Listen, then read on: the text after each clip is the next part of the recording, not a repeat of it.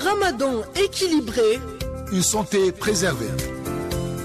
Votre rubrique avec Dr Ilyas Ramouk sur Ifriqiya FM. Sur Ifriqiya FM.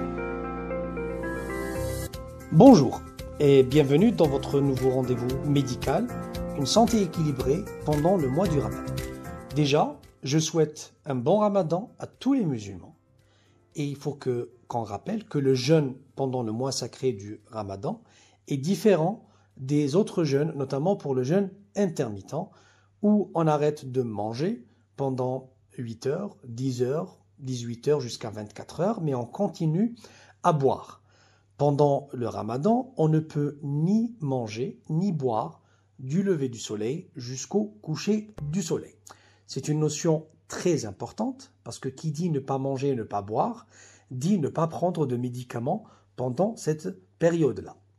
Donc c'est important, juste avant le début du mois sacré du Ramadan, de faire un bilan de santé. On ne parle pas d'analyse biologique, mais surtout l'état de santé de la personne. Je rappelle que l'état de santé est propre à chaque personne. Ce n'est pas parce que je suis hypertendu que je dois faire les mêmes mesures que mon frère qui est hypertendu ou que mon voisin qui est hypertendu.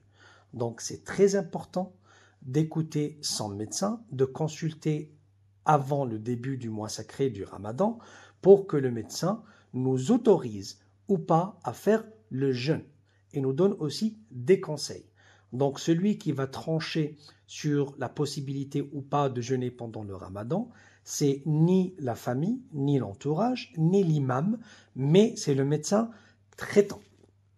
Donc l'idéal, avant de commencer le mois du Ramadan, de consulter son médecin qui va nous faire un examen clinique, qui peut nous faire un bilan biologique, et c'est la seule personne qui est apte à nous dire oui, on peut faire le jeûne du Ramadan, ou bien on ne peut pas faire, ou bien une troisième possibilité, c'est qu'on peut commencer le jeûne et bien sûr se surveiller et voir si on peut tolérer ou pas. Il faut rappeler que pendant cette période-là, du lever du soleil jusqu'au coucher du soleil, on ne peut pas boire ni prendre de médicaments. Donc il y a certaines pathologies où on peut s'en sortir sans prendre des médicaments pendant la journée, notamment les personnes qui prennent une fois par jour le médicament qu'on peut prendre le soir pendant la rupture du jeûne. Mais il y a d'autres personnes qui nécessitent soit une surveillance accrue, soit une hydratation tout le temps, soit prendre des médicaments 2 à 3 fois par jour. Et pour ces personnes-là, il est très difficile, voire impossible, de respecter le jeûne pendant le mois sacré du Ramadan. Donc, je répète, pour les personnes qui ont surtout des maladies chroniques, c'est très important de faire une visite médicale et d'avoir l'autorisation du médecin traitant pour la possibilité de faire le jeûne du mois sacré du Ramadan.